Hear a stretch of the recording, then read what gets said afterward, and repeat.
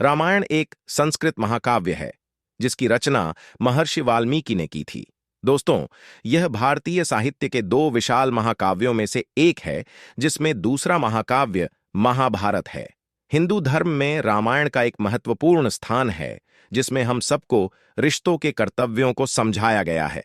रामायण महाकाव्य में एक आदर्श पिता, आदर्श पुत्र, आदर्श पत्नी, आदर्श भाई, आदर्श मित्र, आदर्श सेवक और आदर्श राजा को दिखाया गया है।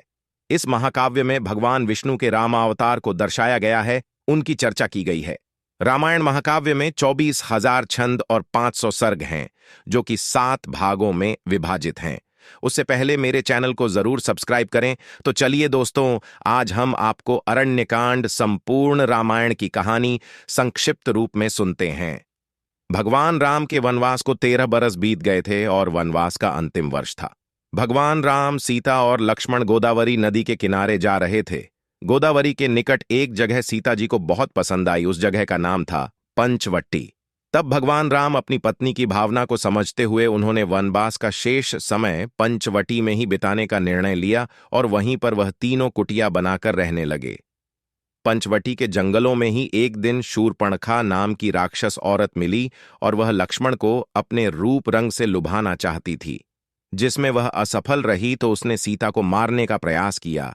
तब लक्ष्मण ने शूर्पणखा को रोकते हुए उसके नाक और कान काट दिए। जब इस बात की खबर शूर्पणखा के राक्षस भाई खर को पता चली तो वह अपने राक्षस साथियों के साथ राम, लक्ष्मण, सीता जिस पंचवटी में कुटिया बनाकर रह रहे थे वहां पर उसने हमला कर दिया। भगवान राम और लक्ष्मण ने खर और उसके सभी राक्षसों का वध कर दिया।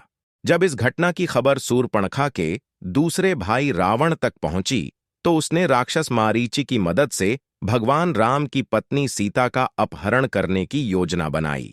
रावण के कहने पर राक्षस मरीचि ने स्वर्ण मृग बनकर सीता का ध्यान अपनी ओर आकर्षित किया। स्वर्ण मृग की सुंदरता पर मोहित होकर सीता ने राम को उसे पकड़ने को भेज दिया।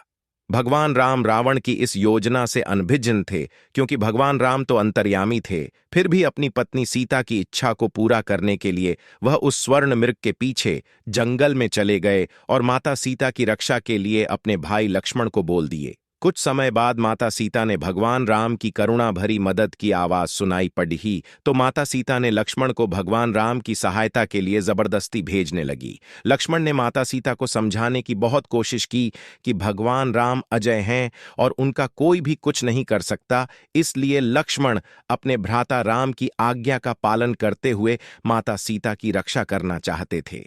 लक्ष्मण और माता सीता में बात इतनी बढ़ गई कि सीता जी ने लक्ष्मण को वचन देकर भगवान राम की सहायता करने के लिए लक्ष्मण को आदेश दे दिया। लक्ष्मण माता सीता की आज्ञा मानना तो चाहते थे, लेकिन वह सीता को कुटिया में अकेला नहीं छोड़ना चाहते थे।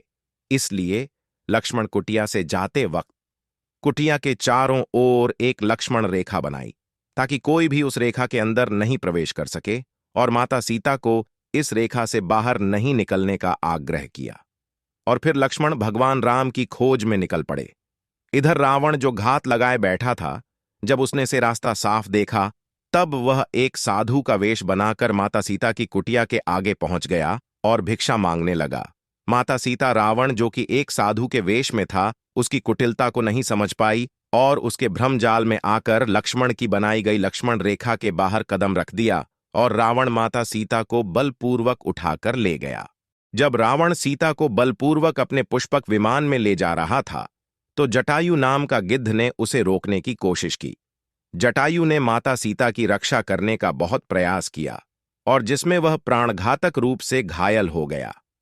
रावण सीता को अपने पुष्पक विमान से उड़ाकर लंका ले गया और उन्हें राक्षसियों की कड़ी सुरक्षा में लंका के अशोक वाटिका में डाल दिया। फिर रावण ने माता सीता के सामने उनसे विवाह करने की इच्छा प्रकट की, लेकिन माता सीता अपने पति भगवान राम के प्रति समर्पण होने के कारण रावण से विवाह करने के लिए मना कर दिया। इधर भगवान राम और लक्ष्मण माता सीता के अपहरण के बाद उनकी खोज करते हुए जटायु से मिले। तब उन्हें पता चला कि उनकी पत्नी सीता को लंकापति रावण उठाकर ले गया है।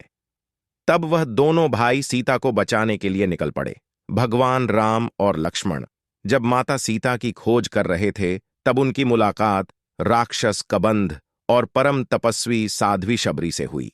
उन दोनों ने उन्हें सुग्रीव और हनुमान तक पहुंचाया और सुग्रीव से मित्रता करने की सुझाव दिया।